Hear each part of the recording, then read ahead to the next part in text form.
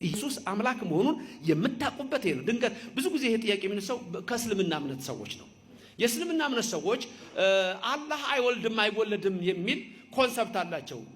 ይሄ በጣም ከእውቀት ማነስ ሊመነጭ ይችላል የኛን እምነት ለመረዳት ከሆነ።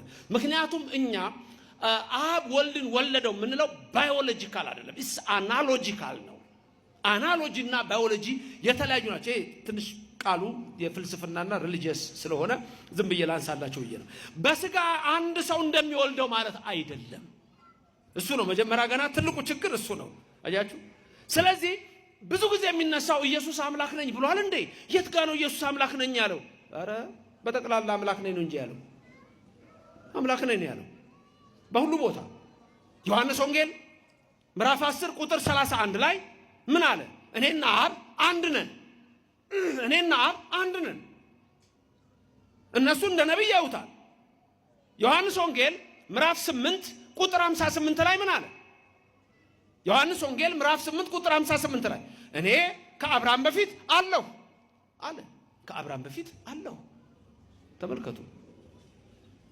አይሁድ ሊወግሩት ድንጋይ አነሱ። እንደውም አንዳንዶች ምን አሉ? አንተ ገና 50 ዓመት ያልሞላ አብርሃምን አይተሃል እንዴ አሉት። እንደውም ልንገራችሁ አብርሃም የኔን ቀን ያይ ዘንድ ተመኘ አላቸው። ክብርና ምስጋና ለእግዚአብሔር ይድረሰው። ኢየሱስ የአብርሃም አምላክ ነው። ኢየሱስ የያዕቆብ አምላክ ነው። ኢየሱስ የቅዱሳን አምላክ ነው። ኢየሱስ የነቢያት አምላክ ነው። በነቢያቱ ነገረን ያለው እሱ ራሱ ነው የነገረን። አብ ተናገረ ቢል ወልድ ተናገረ፣ መንፈስ ቅዱስ ተናገረ ነው።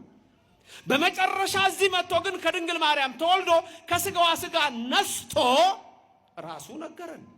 ልዩነቱ ይሄ ነው። ኢየሱስ አምላክ ነኝ በጠቅላላ አምላክ ነኝ ነው ያለው። ዮሐንስ ወንጌል ምዕራፍ 8 ቁጥር 33 ላይ ድንጋይ አንስተው ሊገሉት ምን ነው ሲላቸው አምላክ ነኝ ብለሃል።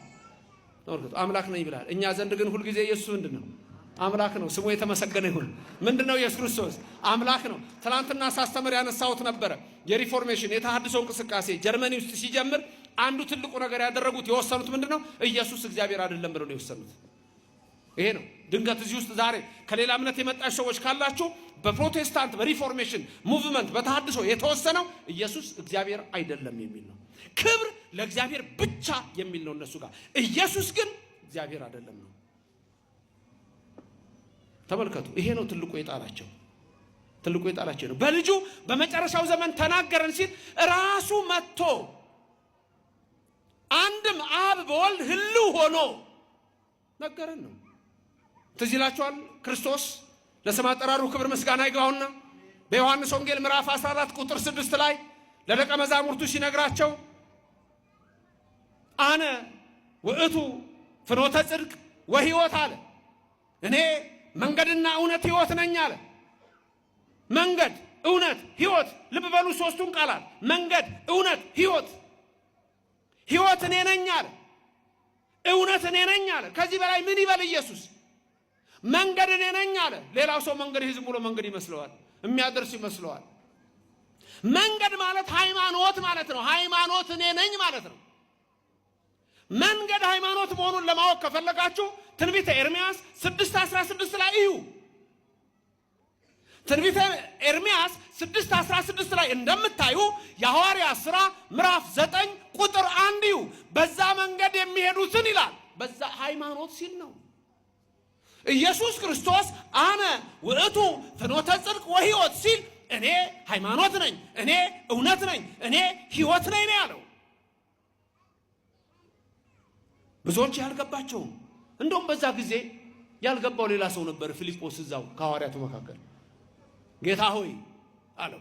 ወደ አብ የሚያደርስ ሌላ እንደው መንገድ የተለያየ መስሎታል። በመለኮት በእዘዝ አገዛዝ አንድ መሆኑ አልገባውም። ሚስጥረ ሥላሴ ጌታ ሆይ አብን አሳየንና ይበቃናል አለው። ማንን አሳየን? አብን አሳየንና ይበቃናል። ኢየሱስ ምንድን ነው ያለው? ገሰጸው። አንተ ፊልጶስ እስከ ዛሬ ከእናንተ ጋር ስኖር አታውቀኝምን? እስከ ዛሬ ከእናንተ ጋር ስኖር አታውቀኝምን? አይገርምም? አብ ወልድ መንፈስ ቅዱስ አይበላለጡም፣ አይተናነሱም። አብ ወልድን አይበልጠውም፣ መንፈስ ቅዱስንም አይበልጥም። ወልድ አብን አይበልጥም፣ መንፈስ ቅዱስን አይበልጥም። አብ ሁሉን ቻይ ነው። ወልድ ሁሉን ቻይ ነው። መንፈስ ቅዱስ ሁሉን ቻይ ነው። ሶስት ሁሉን ቻዮች አይባልም። ስንት ሁሉን ቻይ? አንድ። አብ ፈጣሪ ነው። ወልድ ፈጣሪ ነው። መንፈስ ቅዱስ ፈጣሪ ነው። ሶስት ፈጣሪዎች አይባልም። ስንት ፈጣሪ? አንድ ፈጣሪ በመፍጠር አንድ ነው። ይሄ ነው እኮ ምስጢረ ሥላሴ። ብዙዎቹ ያልገባቸው ይሄ ነው። ኢየሱስ ክርስቶስ እኔ እግዚአብሔር ነኝ ብሏል ወይ? እኔ አምላክ ነኝ ብሏል ወይ? አዎ። የት ያውቁታል መጽሐፉን?